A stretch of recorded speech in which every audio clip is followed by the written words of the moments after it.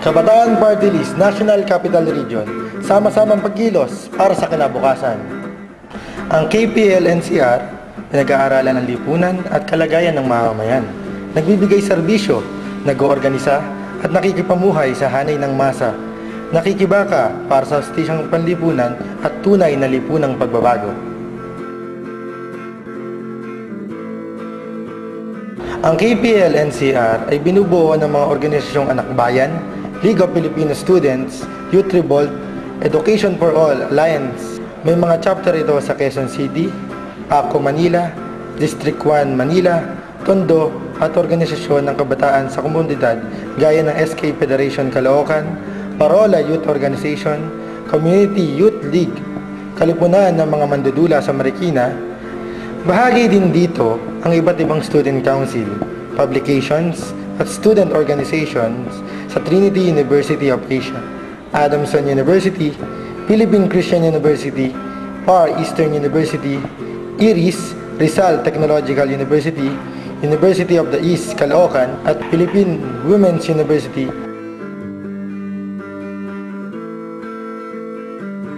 Unang dapat gawin ay ang pag-aaral, kaya naglunsad ng forum sa UE Caloocan, ng leadership training sa Philippine Women's University, serye ng Voters Education sa Adamson University, IRIS, sa Paco, Rizal Technological University sa Quezon City at marami pang iba.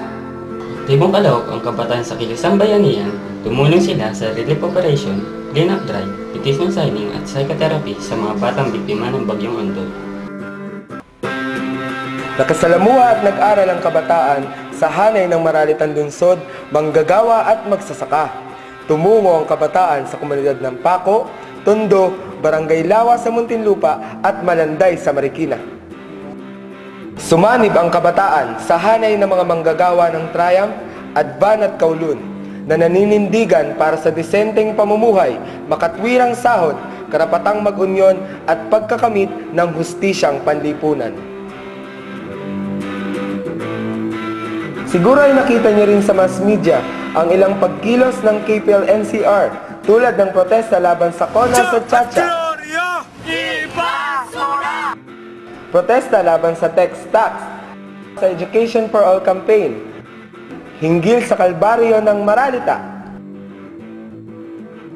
kilusang bayanihan para sa biktima ng bagyo, at kamakailan ang visit ni Hillary Clinton.